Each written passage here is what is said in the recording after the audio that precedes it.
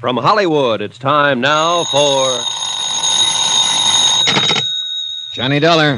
This is Susan Gramley, Mr. Dollar. Oh, yes. How are you, Mr. Wilson? Mr. There's somebody there with you. Yes, that's entirely correct. Well, just listen then. It's all fixed, Mr. Dollar.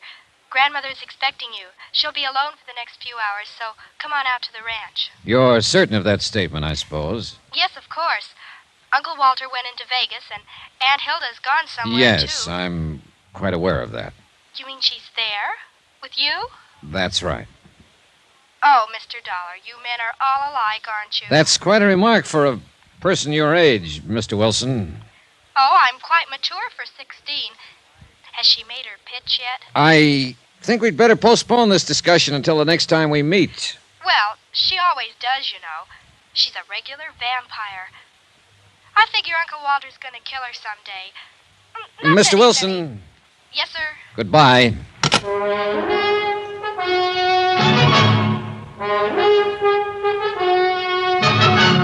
Tonight and every weekday night, Bob Bailey in the transcribed adventures of the man with the action-packed expense account, America's fabulous freelance insurance investigator. Yours truly, Johnny Dollar.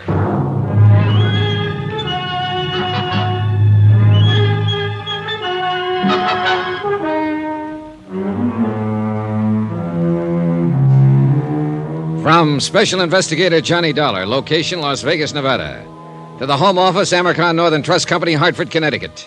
Assignment, the matter of reasonable doubt. Expense account continued.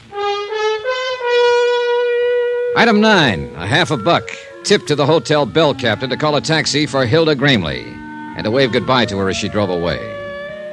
I do not include the 6 brandies she guzzled. Those are on me. Of course, she had knocked on my door uninvited, so that made it her party. But still, it was my room, so that made her my guest, so...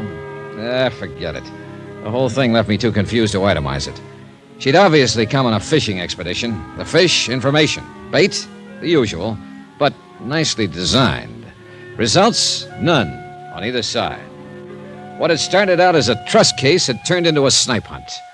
I was in over my head, floundering, and I needed some good, buoyant answers. I was hoping Mrs. Gramley herself could supply a few of them. I'm very glad to meet you, Mr. Dollar. Sit down. She wasn't young, and she wasn't beautiful anymore, but she had been once. She still had some of that assurance and authority that beauty always gives a woman.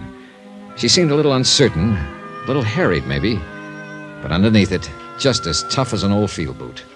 I think you'd better leave us alone now, Susan. Okay, Gran. If she starts using her brass knucks, give a whistle, Mr. Dollar. I'll rush in and save you. Thanks, I'll remember. Oh, she's a brash little flibberty-gibbet. And you love the dickens out of her, don't you? Love? Oh. Yes, I do love the dickens out of her, Mr. Dollar. Is that what you came out here to find out? No, I knew that already. Otherwise, you wouldn't have wanted to transfer all your holdings to her. How did you know about that?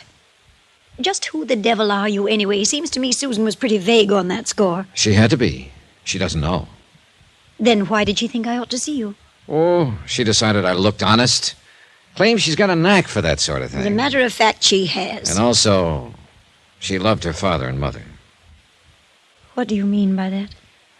Mrs. Gramley, I'm here because your friend, Jonas Parks of the Flint Rock Bank, sent for me. What? I'm a special investigator for the Amercon Northern Trust Company of Hartford, Connecticut. Why, Jonas didn't say anything to me. He hasn't had a chance. He intended to when he was here this afternoon, but you were too ill to see him. Ill? I didn't even know he was here. Your nephew and his wife did.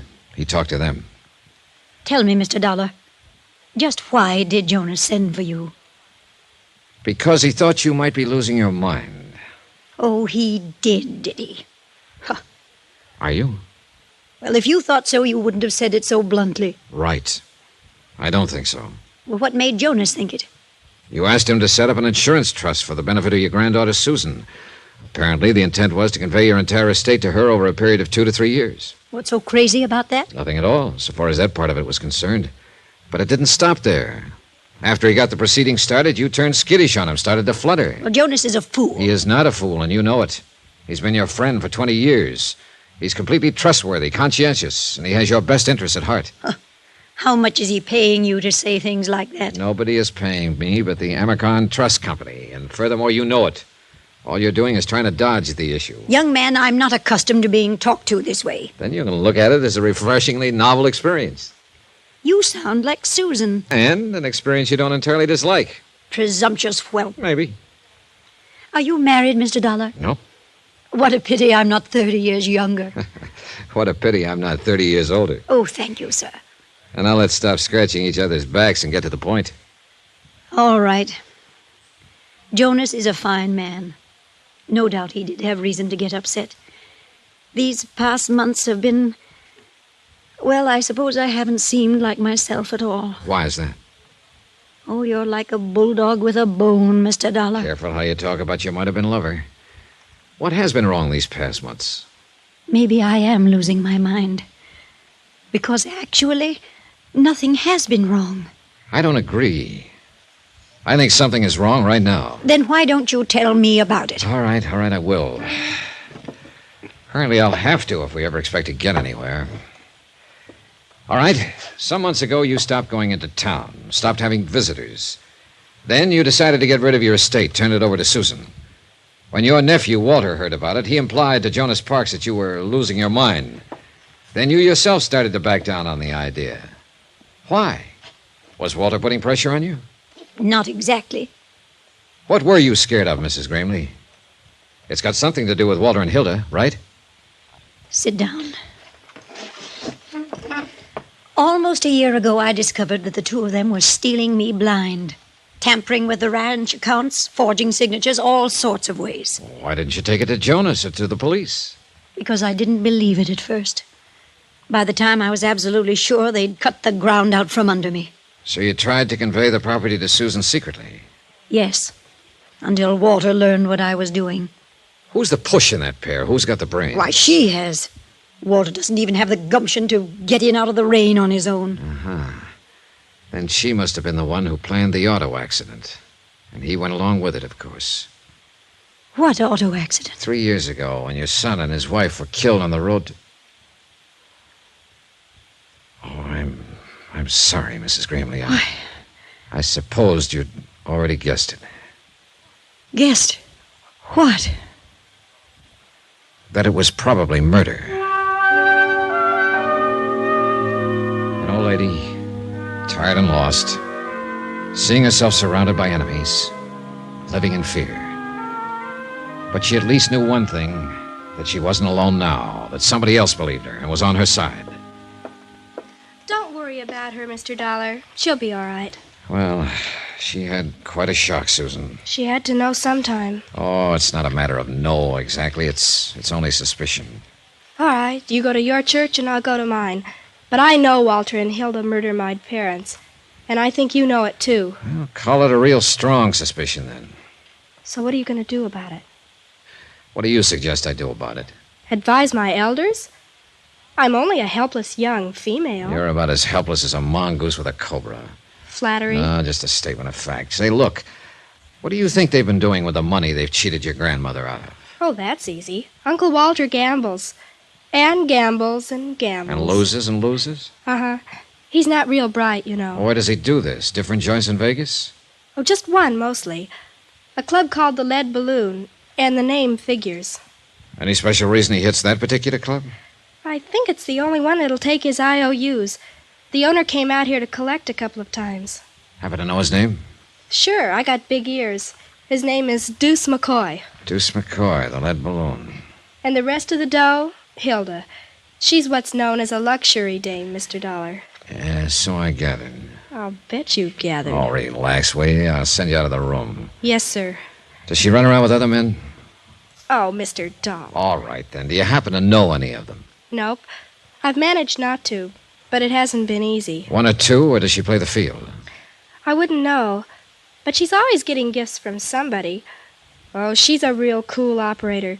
But of course, you know that, since you've been one of her victims. How would you like to get spanked? I don't know. I've never been. But I can quote you all kinds of psychology about it. Take, for instance... Never mind. Good night.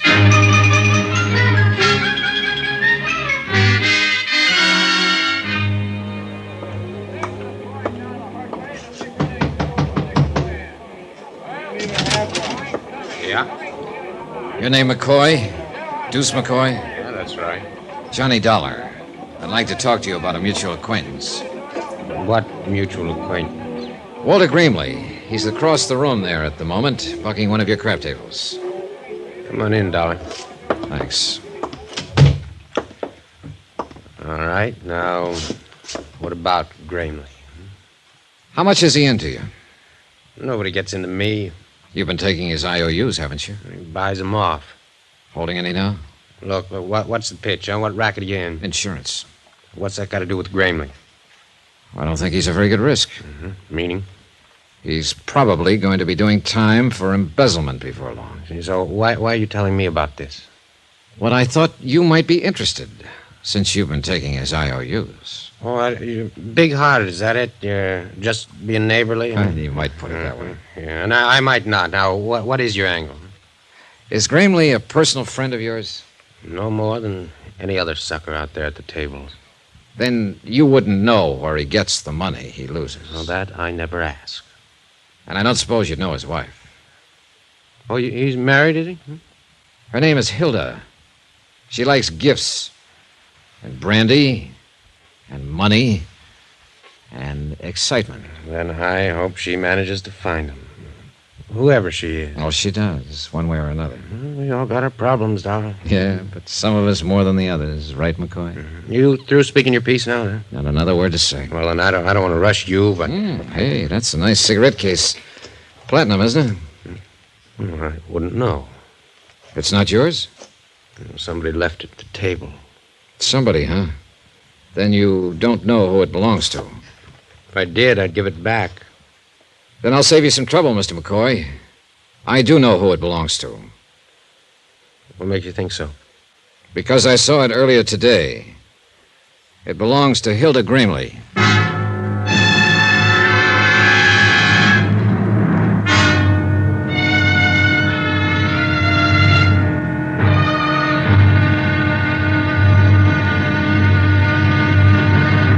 Now, here's our star to tell you about tomorrow's intriguing episode of this week's story. Tomorrow, the pressure hits the top and the whole mess starts to crack. Join us, won't you? Yours truly, Johnny Dollar.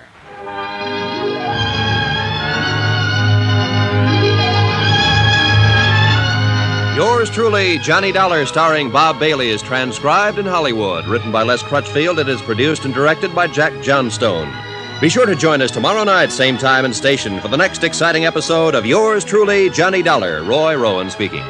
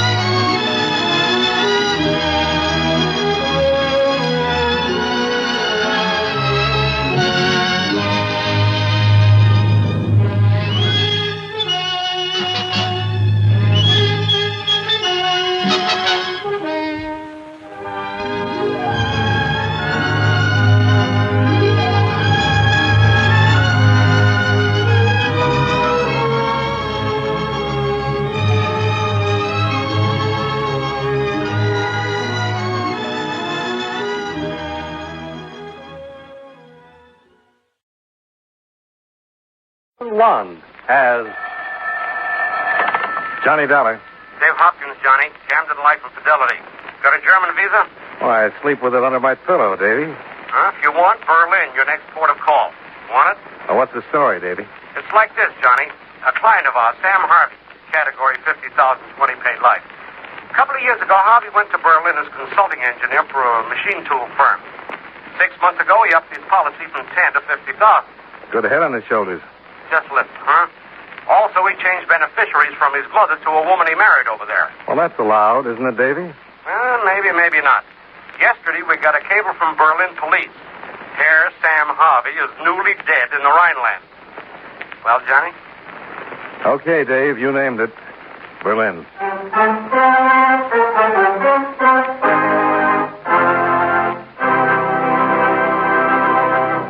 How about taking a minute or so to talk about seals and fish that have some connection with the government of the United States? Now, that isn't as strange as it sounds. You take the matter of seals, for example. There are two types of seals that are the responsibility of the Secretary of State. First, there's the Great Seal of the United States, which is stamped on all official documents. The Secretary of State makes sure it's always on hand when it's needed. The other kind of seals he takes care of are the ones that swim in the ocean, since it's up to the Secretary to work out agreements with representatives of other countries and let them know how many seals can be caught in what is called international waters and when. The Secretary of State works out similar deals for the catching of fish and lobsters because these agreements are actually treaties. Before they can be put into effect, they have to be approved by 2/3 of the Senate. As a matter of fact, any time our government wants to work out a deal with a foreign country on trade, mutual assistance, fish, seals, or lobsters, it's done by treaty. And all treaties are signed by the President, though some of them aren't drawn up until after the Secretary of State has worked over the rough spots in order to pave the way for prompt ratification. So, just remember, the Secretary of State is a mighty important wheel in the machinery of your United States government.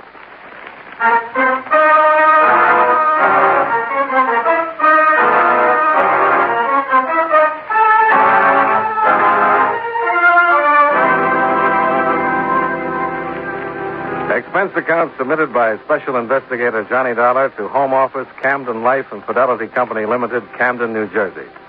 The following is an accounting of expenditures during my investigation of the Berlin matter. Expense account item 1, $546.73, airfare and incidentals to Berlin via New York City. Item 2, $3.10, cab fare, Tempelhof Airport, American Zone, to the Waldenstern Hotel, where I registered, sent my luggage to my room, then went on to the red granite pile called Police Headquarters on the Wilhelmstrasse. Here, a sub-lieutenant saw my credentials, listened to my story, and ushered me to the proper Oberlieutenant. Meissner, Wilhelm Meissner. I'm Johnny Dollar. And you wish to know of the death of Sam Harvey, no? Everything you can tell me. So, last Tuesday, the body of Herr Harvey was found in the harbor there. Papers he carried made possible his identification, and his being an American national, therefore proper authorities were notified, as well as proper information on proper forms, as well as... Can I see these forms, Lieutenant? Of course.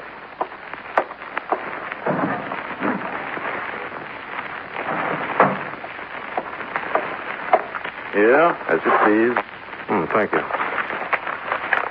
says here his body was found just north of Spandau. Where's Spandau, Lieutenant? British zone. Well, what would Sam Harvey be doing there? Please. Well, it says here Sam was employed by Koenig Machine Tool, which it also says here is in the American Zone. So I'd like to know, Lieutenant, if you have any idea what he was doing. I will show you something. It will make things easier. Good. Map of Berlin. French zone, British zone, American, Russian. Uh-huh. And here is Spandau, on the harbor there. Above it, north, French zone. So? My guess is your Sam Harvey died somewhere in the French zone, was thrown into the harbor river, which currents carried him down to here, to the harbor there, where he was found.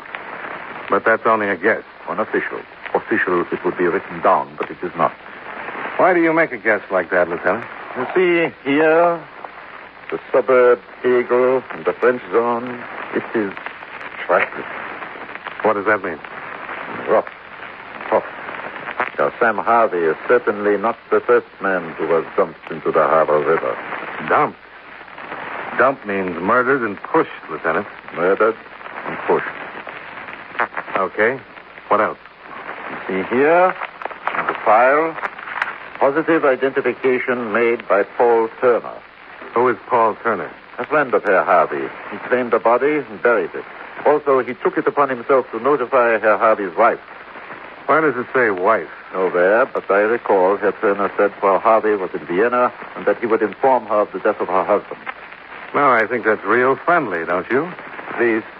Never mind. Well, thanks, Lieutenant. Can I do something for you in return? A beer or something?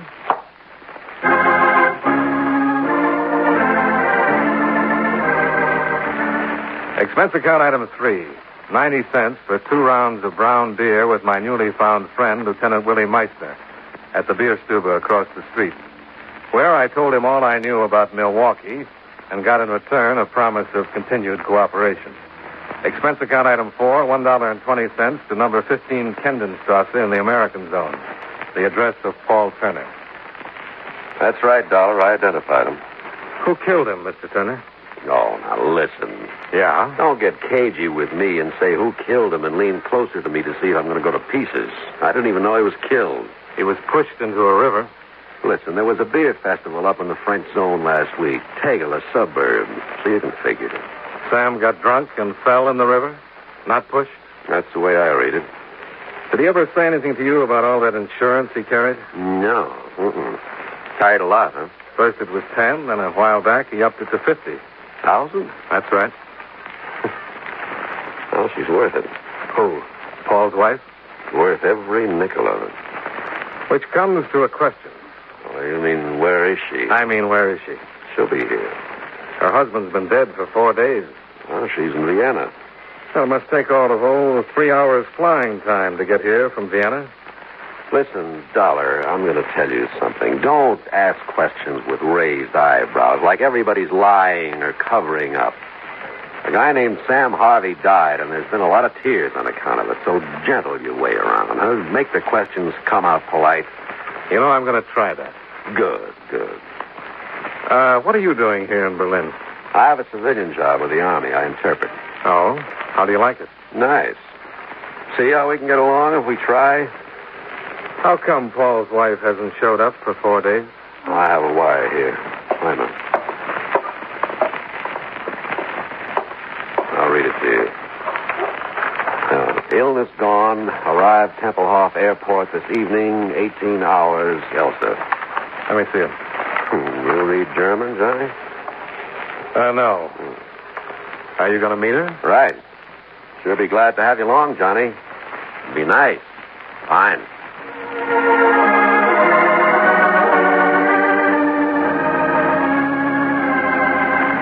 Expense account item 5, $3.40, full tank of petrol for Paul Turner's Volkswagen.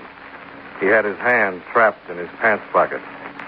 We had a little time before Elsa's plane landed at Tempelhof, so we rode around Berlin, a 3 zone. The 4th didn't encourage sightseers. At a little before 6, we got to Tempelhof.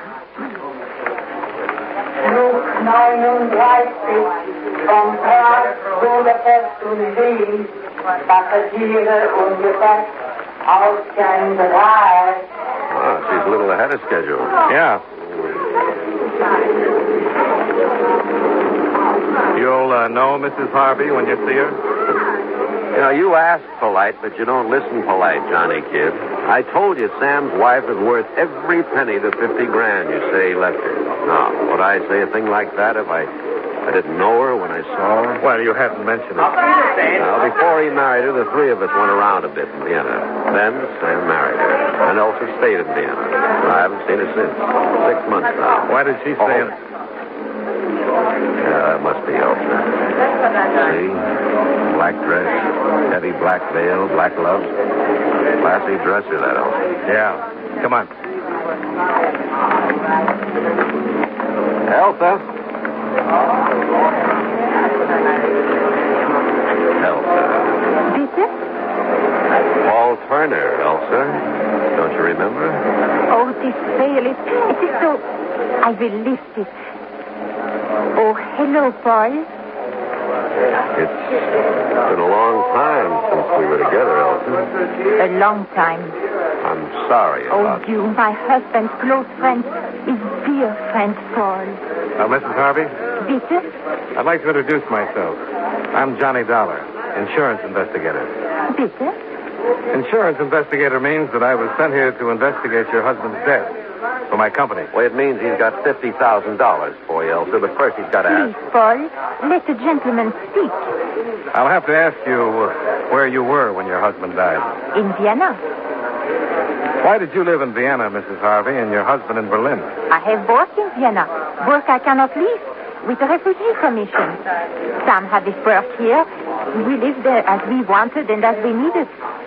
You are finished, Mr. Dollar? Well, no, I'm not quite finished. Paul, please. You finish, Dollar, for now. Come on, Elsie, I'll get you through customs.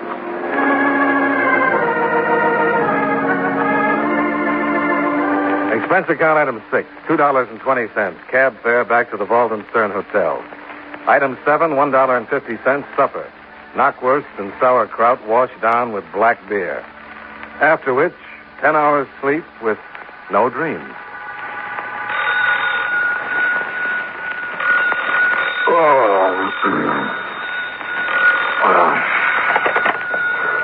Dollar?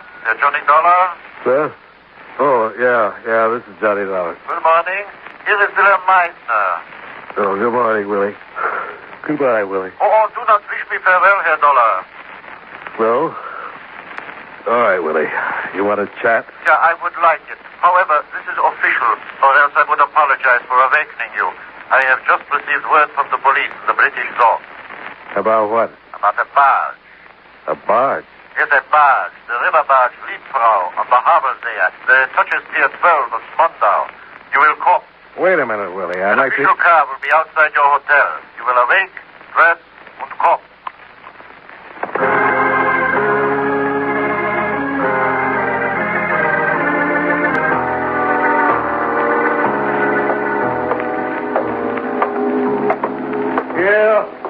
Here, on the barge, Dollar. Come here. Yeah, here, Dollar. Well, only yesterday it was Willie and Johnny. What's happened? Come here, please, to the pilot's cabin. In, Herr Dollar. Wow. Who's he? The man who is dead, with a bullet in the nape of his neck. Yeah, that one. Kurt Hausmann, captain pilot of this barge. Observe what else, Herr Dollar. What? On the desk, under his arm, come please close with me. A letter Herr Pilot Hausmann has begun to write. It is, of course, in German. I will translate it. If you wish of Sam Harvey to know, come you to the barge. Now I will move his arm. You see to whom this letter is addressed? To me. To you, Johnny Dollar. What do you say to that?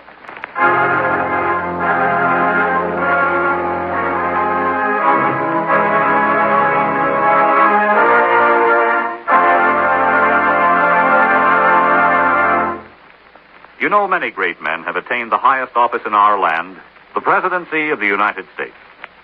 Can you guess the name of this man? He was the second vice president to become president. The son of a poor family, he was indentured to a clothmaker as apprentice at 15. And when he was 19, he bought his freedom for $30.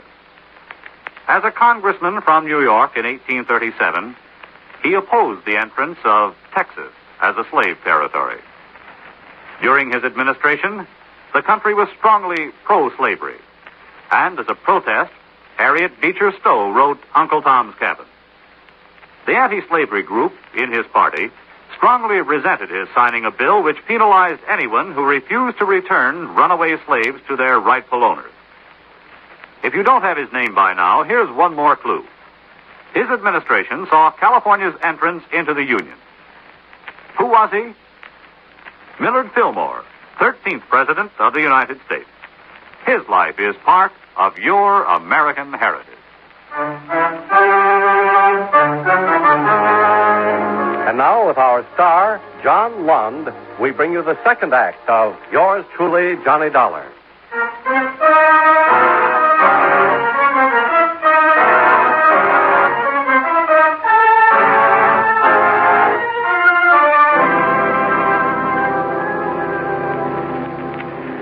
Herr Dollar, since you have arrived, you have talked with people. With me, with Paul Turner, and at Tempelhof Airdrome, with a widow. What words did you speak to them, Johnny Dollar, that makes this man dead? Read it this way, Willie. I'm on a job. Insurance investigator. Yeah, into the dying of Sam Harvey. Into the murder of Sam Harvey. $50,000 worth. So, perhaps you have discovered a thing which I, too, should know of the death of Sam Harvey, which will explain this death. If that is so, then tell me. So far, I've found nothing. Nothing you don't know already. Not one thing. Please. I tell you, I don't... Please. I believe you. Well, you've got a way with you, Willie. Schöne Danke. You want to tell me things now? Happily, I do. This Kurt Hausman, who is he? Pilot of a river barge. What else? Thief, petty, also grand. What else? Before he grew out of it, a black marketeer. And after that, what? Smuggler. From west to the east zone. Also vice versa. Very rich. And still you let him get away? Please. Go ahead. Kurt Hausman, besides what he was also an eel. You understand? A slippery eel. Many times arrested, many times released. Insufficient evidence. An eel. And he's murdered on the Havel River and found at Spandau, near the French zone, where also was found the body of Sam Harvey, where... Please. Forgive me. Near the French zone, where also was found the body of Sam Harvey. And he begins a letter to me saying if I want to know about Sam Harvey... Which will become an exhibit on the official files. Which figures he knew something about Harvey's death. I would say so. Then someone stopped him from getting the letter to me. I would say so. And that's all? No. Kurt had a friend. A beloved friend. Fräulein Mary Fuller. She came with a troop 4 years ago to entertain your occupation forces. She entertained them. When they left, she stayed. Unter den Linden was what she wanted, she says. Where do I find her? Where do we find her? Yeah, you and me. Where? At Zehlendorf. There's a carnival there. A carnival? Yeah, waxworks, the hula dancers, knife throwers. Fräulein Mary stands in front and beckons so. Well, we just better see this Fraulein, Willie. Yeah, after the ambulance has taken away the body of Herr Hausmann.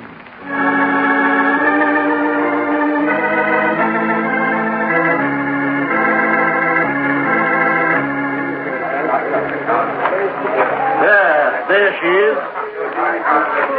Hey, Yank, now, Yank, your culture's right inside. We got a snake charmer and we got a... Now, here's a Yankee Doodle, if I ever saw one. And Dandy. Hiya. And look who you've got to be with. Fräulein. Go away, Willie. I'm earning a living. It is necessary to talk to you, Fräulein. You too? It'll be my pleasure. Doll. Something has happened, Fräulein. Kurt. What about him? He is dead.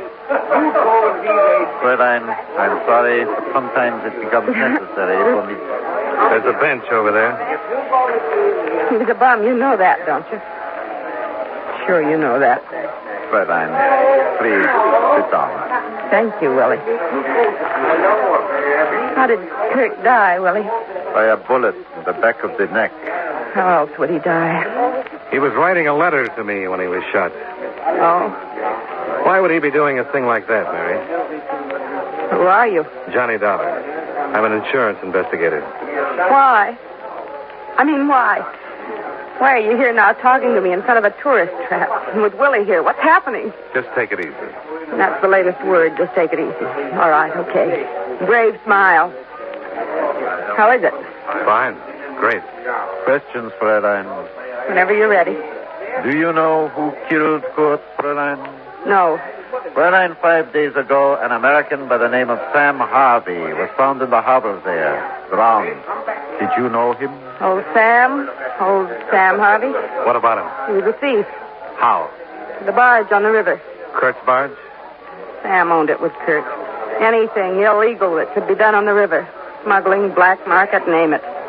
Anything from Potsdam and up the canals all the way to Hamburg. If it was illegal and could be carried by barge, my Kurt and good old Sam Harvey. I thought Sam was a machine tool engineer. Only when the barge business was slow. Did you know his wife? Practically. What does that mean? I was a shopper. Sam would give me money and say, buy for Elsa. Presents. Silk stuff they make over in the French zone. Leather from the British zone. Lots of these ceramic earrings, see, like I'm wearing? Yeah, real nice. Just make them for pierced ears. Sam showed a pair of them to Kurt, and Kurt made me pierce my ears so I could wear them, too. Yeah? Sam would get me to buy sweaters and woolens for her. Buy them and send them to her. To Vienna? Sure. One more thing. You know a lad named Paul Turner? No. You want me anymore, Willie? Thanks. Hey, mein Herr, Fraulein, now come on in. Now come on in. We got a snake charmer. We got a nice I asked Willie to drop me off at Paul Turner's in the American zone. There, I asked Turner the address of Sam's widow, Elsa Harvey. He sent me to the Tyrol Hotel, where on the third floor rear, Elsa opened a door to me. What do you wish here? To make an apology, Mrs. Harvey. Consider you have done so. Good day, Herr Dollar. And to do another thing. To give you the papers you'll need to sign, so you can get that $50,000 insurance of your husband's. Come in. Give them to me. Sure. Take your time about it, Mrs. Harvey. Read them over. I'll wait till you're finished. A messenger will bring them to you. Yeah, sure he will. Mrs. Harvey. Yes. You're a very beautiful woman. Thank you. Very beautiful. You always wear your hair like that? Long, falling to your shoulders? Do me a favor. What? Put your hair up for me. Put my... I don't understand you. Oh, please. Just see how you look. I've been wondering. Yeah. Yeah, like that. Und what, Herr Dollar? Well, I've already said it. You're a very beautiful woman. You must go. Sure. Wiedersehen. Auf Wiedersehen, Herr Dollar.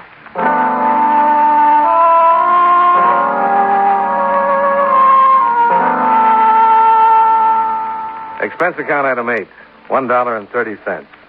Cab fare to the small carnival in Zehlendorf. And a girl who stood there and dared people to come in. To ask her for an address, I guess she must know. She'd sent so many presents to it.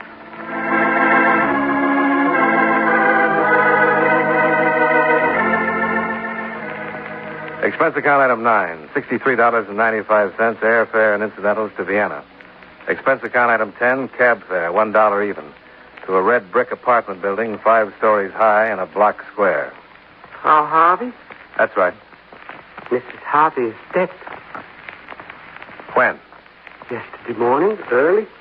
Listen, did she get a wire from Berlin last Tuesday? Yes, she did. But of course she could not read it. I gave it to the other lady. What other lady? Her friend, who lives across the hall, who was kind to her and took care of her, who paid for her funeral. And who moved out right after it was over? Yes, but how did you know?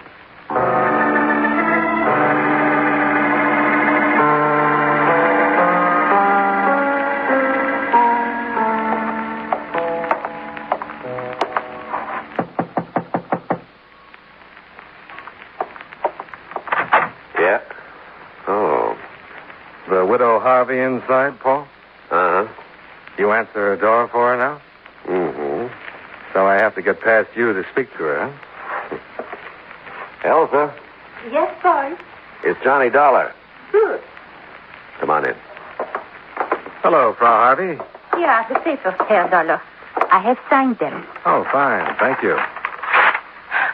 What are you doing? Tearing paper? Are you going crazy, Dollar? No. I always tear up policies this way, Paul. What is the meaning of this? What's your real name? My name? Cut it out, honey. This Dollar's no slob. How much do you know, Dollar? All of it. For instance. Well, I just got in from Vienna. A girl died there. Sam Harvey's wife. See, I told you he wasn't any slob, honey. She was sick. Then she died. Her husband died. Why shouldn't I have the money in the policy? I took care of her. That's not legal. That's all, honey. How could he know, Paul? How could he possibly know? By a stupid little slip. Earrings for pierced ears. Like Sam's wife had and like you don't. Which made me go to Vienna to make sure. And I did, and I'm sure. Okay, Dollar. Okay, what? You tore up the policy. Blow. Paul, you knew this girl was a phony right away at the airport. But you went along with her. I asked myself why. You got an answer? You're trying to hide something, too. Murder? Yes, something's got to give, Dollar. Sam's murder? Carl's? You know what you know, and I know what I know. One of us has got to go. Killed Sam because you wanted in on the barge business. The smuggling, the black market. But Carl. Why Carl, Paul? Why did you kill him? He didn't want me in. So bad he didn't want me in, he threatened to get to you. He almost did. You almost got out of Germany, Dollar. But now I don't...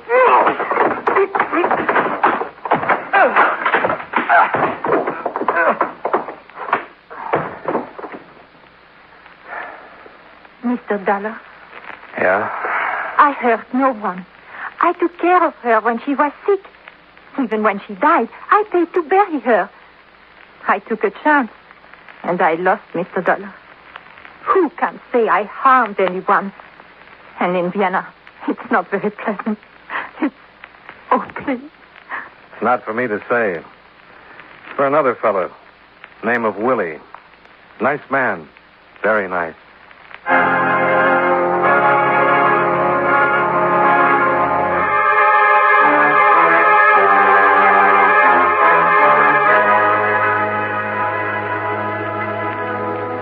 Expense account item 11, $67.70.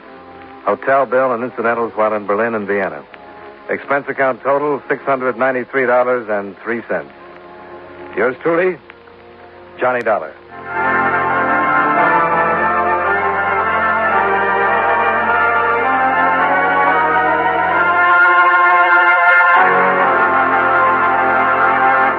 Yours truly, Johnny Dollar, stars John Lund in the title role and was written by Morton Fine and David Friedkin with music by Eddie Dunstetter. Featured in tonight's cast were Benny Rubin, Edgar Barrier, Jerry Gaylor, Hal March, and Virginia Gray. Yours truly, Johnny Dollar, is produced and directed by Jaime Del Valle. This is Charles Lyon, inviting you to join us again next week at the same time when from Hollywood, John Lund returns as yours truly, Johnny Dollar. Johnny Dollar. Jerry Holland, Johnny. Tri-Mutual Insurance Limited. Oh, sure, Jerry. How are you? The name Curtis Randall mean anything to you? The banker here in Hartford? That's the one. He's also one of our big policyholders. At least he was. Oh, what's happened to him? Day before yesterday. He and a friend of his, a fellow named Byron Peters. They went deer hunting over near Kingman, New York. And? They hired some old character in the neighborhood to act as guide. Randall and Peters didn't know it, but the old goat was an alcoholic. So what happened? At the end of the day's hunt, they raised Cain with Curly because he hadn't found them a deer. Curly, the name of the guide, huh? Yeah. They had a big argument. Over 500,000. 100. Wow. Who's Randall's beneficiary? His hunting companion, Peters. Peters.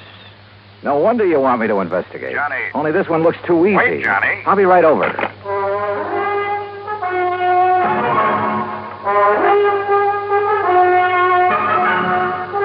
Bob Bailey in the exciting adventures of the man with the action-packed expense account. America's fabulous freelance insurance investigator. Yours truly, Johnny Dollar.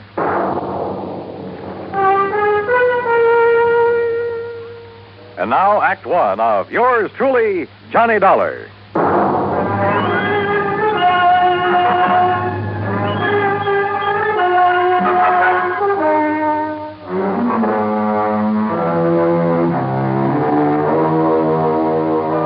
Expense account submitted by Special Investigator Johnny Dollar to the Tri-Mutual Insurance Company Limited, Hartford, Connecticut. Following is an account of expenses incurred during my investigation of the hapless Hunter matter.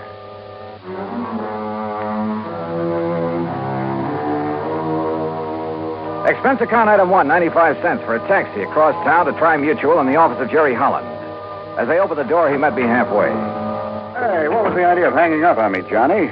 Then when I tried to call you back, you'd left. Well, sure. I figured if this thing only happened a day or so ago, the faster I could get working on it, the better. Well, I'll go along with you on that, but Where's now... this man Peters? In the hospital. Because if anybody should be suspect, he should. After all, as a beneficiary... What did you say? I tried to tell you on the phone, only you hung up. Byron Peters is in the hospital. Where? Over in Kingman, New York. Why? Because he was shot up, too, by that drunken guide when he tried to prevent him from killing Randall. Oh. Then Curly killed himself. Yeah. You know, if you'd stop going off half-cocked, you might get somewhere on this case. If it really is a case. Sorry, I guess I jumped to a conclusion You sure before. did. Oh, $500,000 is still a lot of money. Sure it is. If you need it. And Byron Peters doesn't? Well, according to the local police chief who called me, it was in Byron Peters' brand new Eldorado that they drove over to Kingman. It was Peters who arranged for the guide service. It was he who supplied the guns and equipment. Yeah, okay, Jerry. I'll take your word for it. What hospital is he in over there? Angel of Mercy. It's the only one. Any other information I ought to have? None that I can give you. As I told you, this is just routine because of the money involved, company policy. Of course, for your report, you might try to find out if this old Curly Summers, the guide, had any reason to have it in for Randall. Randall knew him before, huh? I thought you said Peters arranged for the guide. No, I guess I did. But now, Johnny... Let me have Peters' home address, will you? And Randall's. Well, sure, why not? And I hope you don't think... Did you know Randall well? Yes. Was he a drinking man? One martini before dinner, that's all. There you are. Why? How about Peters? Oh, I don't know. What difference would it make? Oh, just wondered. Don't kid me, Johnny. You've got something up your sleeve. Why, Jerry... Now, what is it? You know something about these people that I don't? Not a thing, so help me.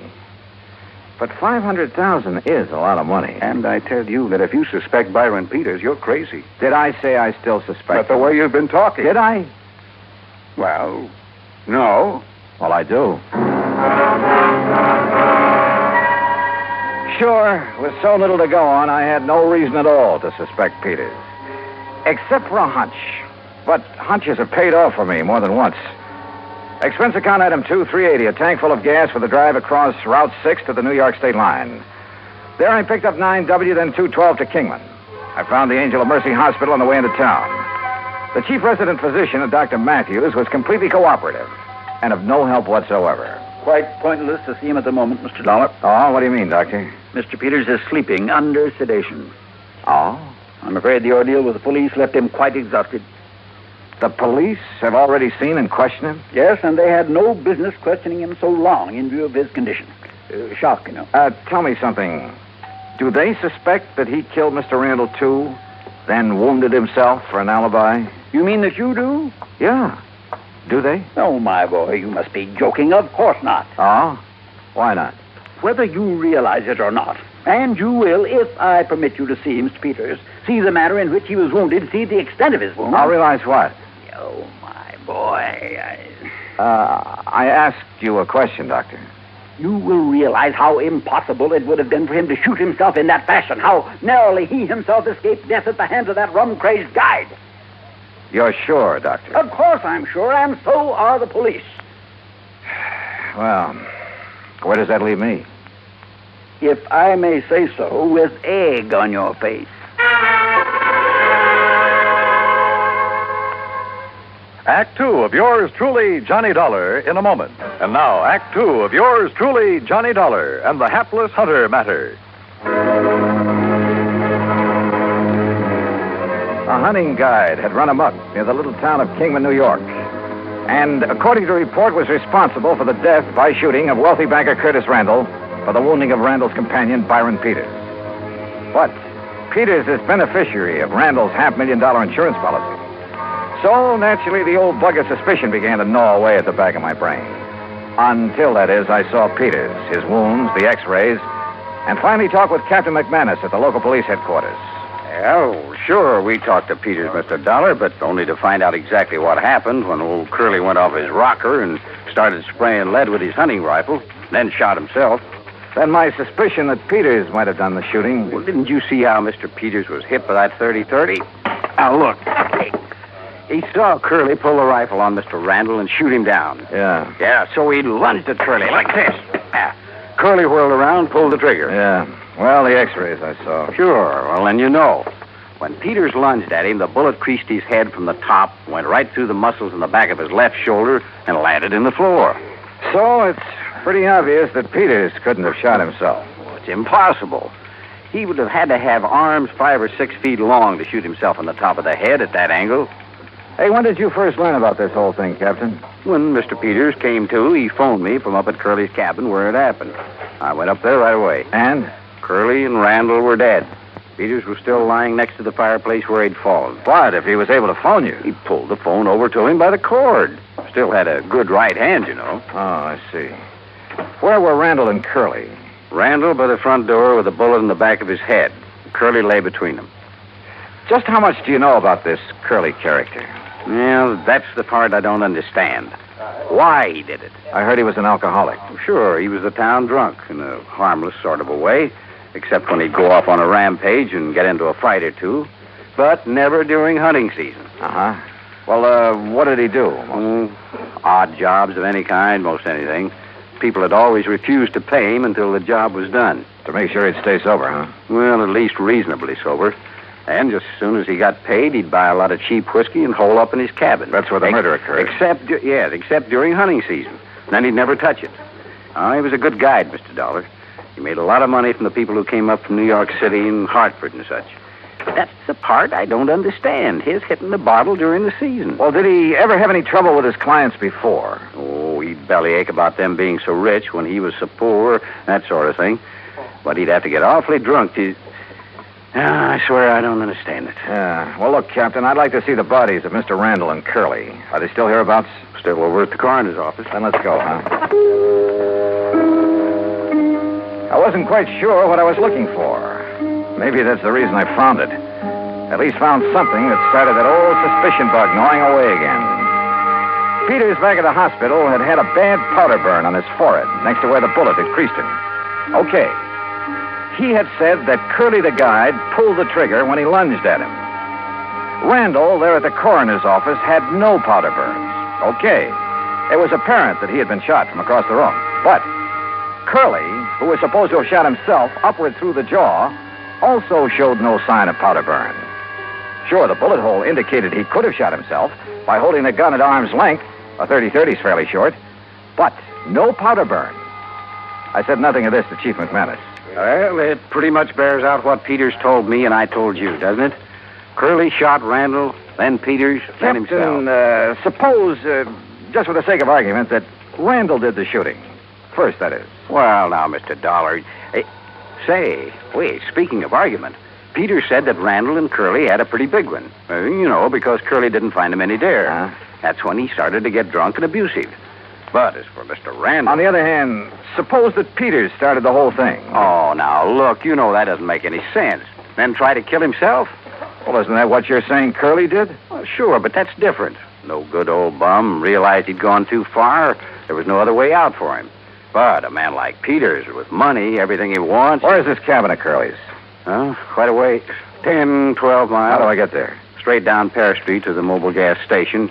You know where that is? Yeah, I saw it on my way in. Okay, you turn left there. You go 6 miles, then take the first right-hand road right up the side of Deer Mountain until you get there. Okay. Oh, here's the key to it. Oh, good, thanks, Chief. I'll see you later. You want me to go along with you? No. According to you, this hunch of mine is all wrong. I'm sure of it. Okay, then. I'd better wing it alone.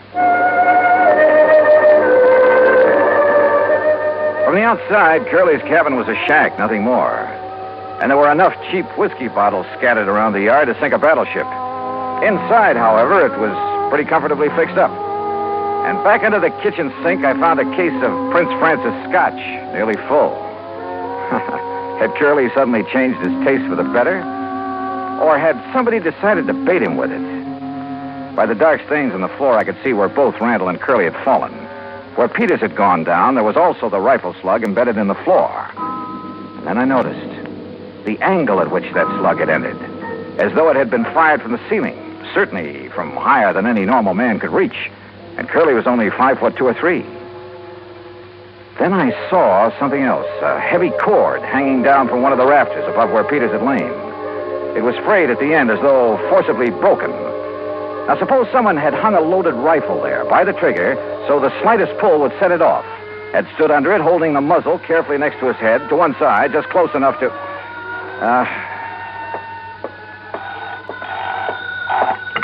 Yeah, hello. Mr. Dollar? Captain? Yeah, listen.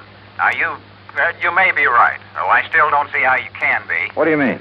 Look, I've got Dr. Matthews at the hospital here on this party line. You still there, Doc? Right here, Chief. Well, then you better tell Mr. Dollar. Well, it's about Mr. Peters. Yeah? He's left. Left? I thought you had him under sedation. I guess it didn't take hold the way I thought it would. Well, what happened? Well, he woke up and asked me who it was that'd been here to see him while he was drowsy. Did you tell him who I was? Yes, and he seemed to drop off again, so I left him.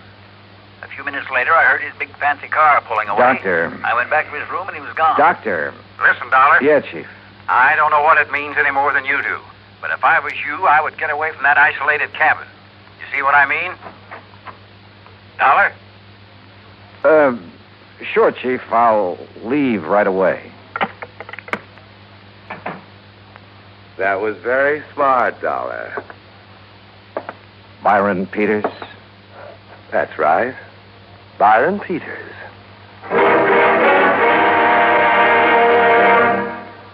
Act 3 of yours truly, Johnny Dollar, in a moment. And now, Act 3 of yours truly, Johnny Dollar, and the hapless hunter matter.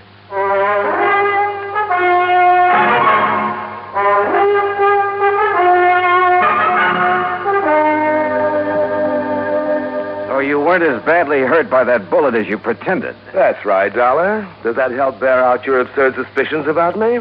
Not nearly so much as your coming up here to this cabin, Peters. What's that supposed to mean?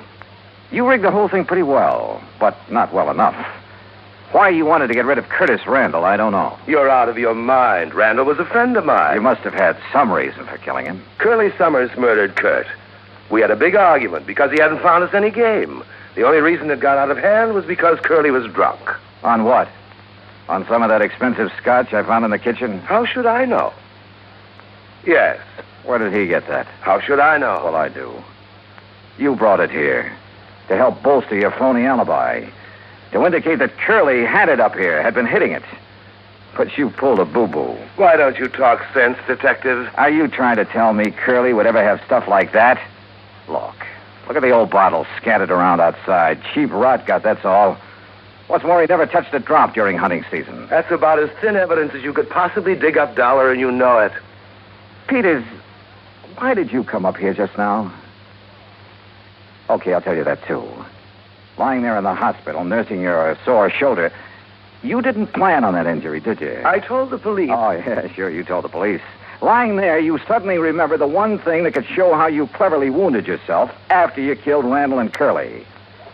That piece of cord up on the rafter, where you hung Curly's gun up by the trigger. Dollar. You aimed it carefully along the side of your head, then yanked on it to set it off. Dangerous, but a great alibi. I told the police, the doctor.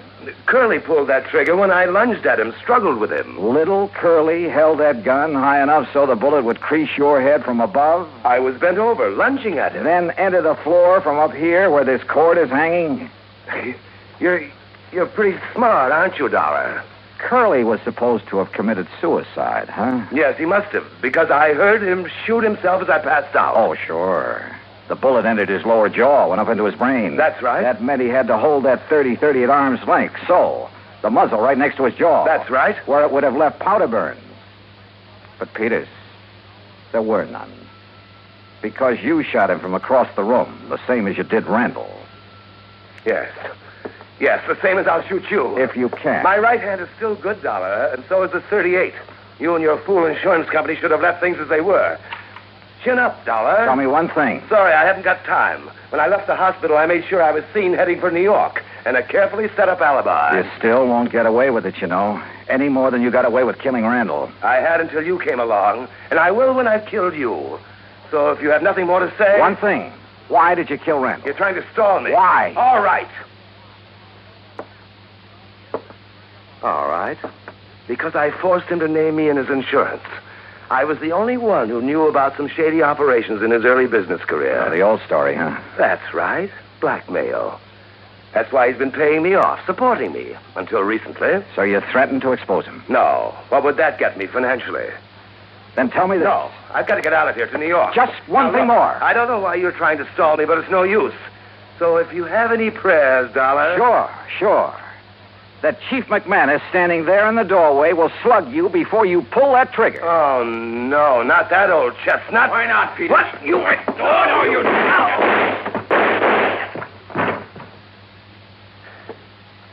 Doggone it, Dollar. I thought I told you on the phone to get out of here.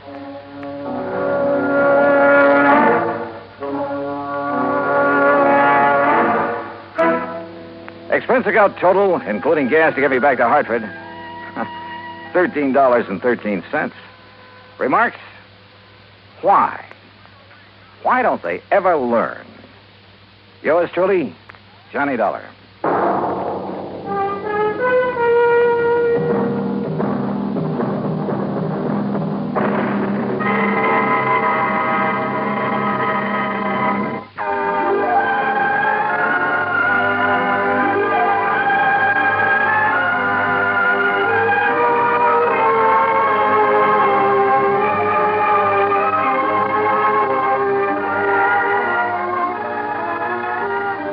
This is the United States Armed Forces Radio and Television Service.